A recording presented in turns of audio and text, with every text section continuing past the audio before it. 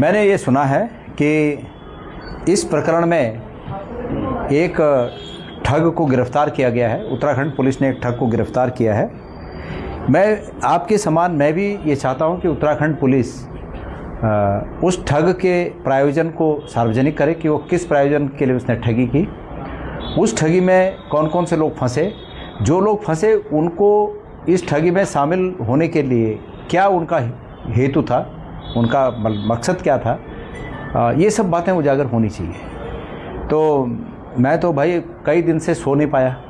जब मैंने मेरे बारे में अनर्गल बातें सुनी तो मैं चैन की नींद कई दिनों से नहीं सो पाया।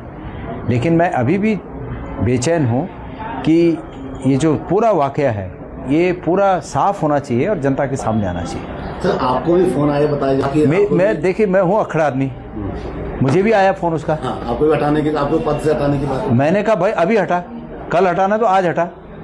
मैं तो न तो मैं किसी से बात करना है और न मैंने किसी को कुछ देना है, तुम अभी हटा दो।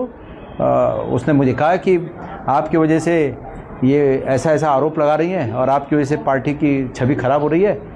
और मैंने कहा अभी हटा दो भाई, मुझे कोई दिक्कत नहीं। मैंने कहा मैं पार्टी के साथ हूँ, पार्टी का कार्यकर्ता हूँ और हट के भी इतना ही काम करूँगा जितना अभी हूँ। मैंने ये कहा, तो हम नहीं फंसे।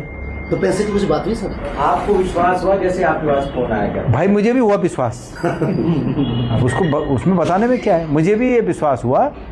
पर जब उन्होंने किसी दूसरे का नाम लिया कि उनके साथ सेटलमेंट कर लेते हैं, तब मुझे थोड़ा शक हुआ कि यार इतने बड़े जगह से कोई सेटलमेंट की बात करता है, एक्शन की बात कर सकता है कि आपने गलत किया है, आपके खिलाफ एक्शन तक तो मुझे लगा कि भाई ठीक है एक्शन होगा। मैं अपनी तरफ से साफ था, लेकिन कोई मेरे खिलाफ अगर एक्शन होता है तो ठीक है, उसको मैं स्वीकार कर लूँगा। लेकिन जब सेटलमेंट की बात हुई तो मुझे शक हुआ और मैंने कहा कि मैं कोई सेटलमेंट नहीं करूँगा, मैं कोई बात नहीं करूँगा, मैं कोई गिल्टी नहीं हूँ, मैंने कोई अपराध नहीं किया है और जो करना है आप लोग को कर दो। तो उन्होंने फ़ोन काट दिया कि हम आधे घंटे में कर रहे हैं। मतलब ऐसा लगा कि मैं फिर कॉल बैक करूं कि अब मत करो। मैंने कहा आधे घंटे नहीं, 5 मिनट में कर दो।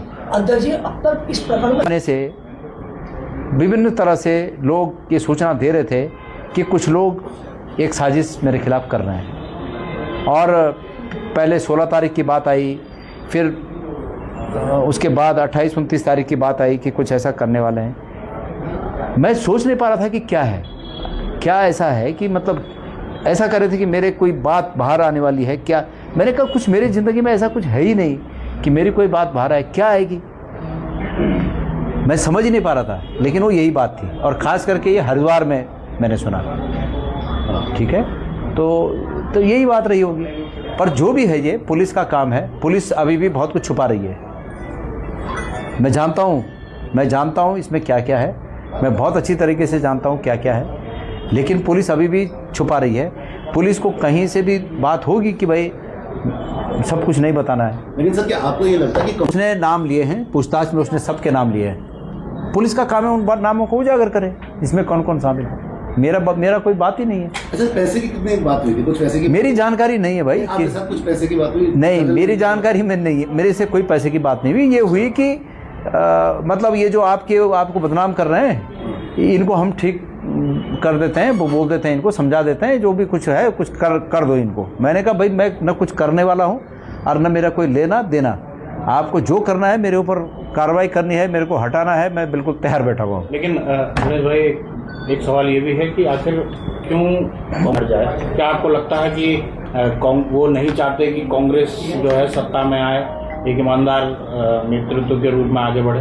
देखिए, मैं पार्टी का कार्यकर्ता हूँ और बहुत स्ट्रेट फॉरवर्ड सीधा चलने वाला आदमी हूँ। मैं अपने काम से मतलब रखता हूँ, लेकिन ये ज़रूर है और इस बात पर भी मैं विश्वास रखता हूँ कि पार्टी को सत्ता में लाने के लिए जो बेहतर से बेहतर हो, मुझसे जो बेहतर हो, वो इस जगह पर बैठ जाना चाहिए।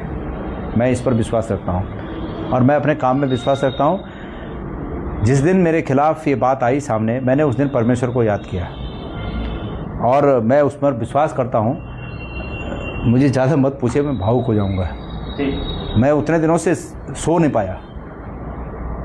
मैंने जो मेरे पे आरोप लगे, मैंने कभी उन आरोपों को मैं सोच नहीं सकता हूँ। हाँ, ये ठीक है कहा गया कि उनके घर में मंगलवार को चिकन बना था, ये बना था, वो बना था। भाई हम लोग पहाड़ी लोग हैं, हमारे यहाँ मंगलवार को पूजा होती है, देवी की पूजा होती है, मंगलवार शनिवार को ही होती है। मेरे घर में मेरे परिवार के लोग नहीं सो पाए। हमने ज़िंदगी में इस तरह की स्थिति को कभी फेस नहीं किया और इसके पीछे निश्चित रूप में साजिश है, निश्चित रूप में। मैं भावुक आदमी हूँ, मत छेड़िए मुझे। और ठीक है, मैंने परमेश्वर पर विश्वास किया, परमेश्वर ने बहुत जल्दी पर्दाफाश कर दिया। ठीक है, ठीक है सर। इस प्रकरण पर सूचना अधिकार के माध्यम से कुछ जानकारियाँ मांगी और अंततोगत्वा जानकारी ये मिली कि उनके डेट ऑफ बर्थ के बारे में हमें कोई जानकारी नहीं है। तो सरकार भ्रष्टाचार करने के लिए किस किस तरीके से क्या क्या चीज़ें कर रही है, निश्चित रूप में वो अधिकारी सिर्फ और सिर्फ इस रूप में वहाँ लाया गया कि वो भ्रष्टाचार करने का मास्टरमाइंड है। बस यही खासियत के कारण उनको लाया गया है और पहले भी इस तरह के आरोप उन पर लगे हैं। तो इसलिए मैं ये कहना चाह रहा हूँ कि सरकार का मकसद ही जब भ्रष्टाचार है तो और क्या क्या किया जा सकता है। चलने पर आ रही हैं गढ़वाल मंडल के पौड़ी जिला, रुद्रप्रयाग जिला, चमोली जिला और टिहरी जिले में कांग्रेस कार्यकर्ता और पदाधिकारियों के साथ वो बैठक करेंगी और उनका प्लान बद्रीनाथ और श्री केदारनाथ दर्शन करने का भी उनका इरादा है। परमेश्वर की इच्छा होगी, निश्चित रूप में वो दर्शन करेंगी। हम सब लोग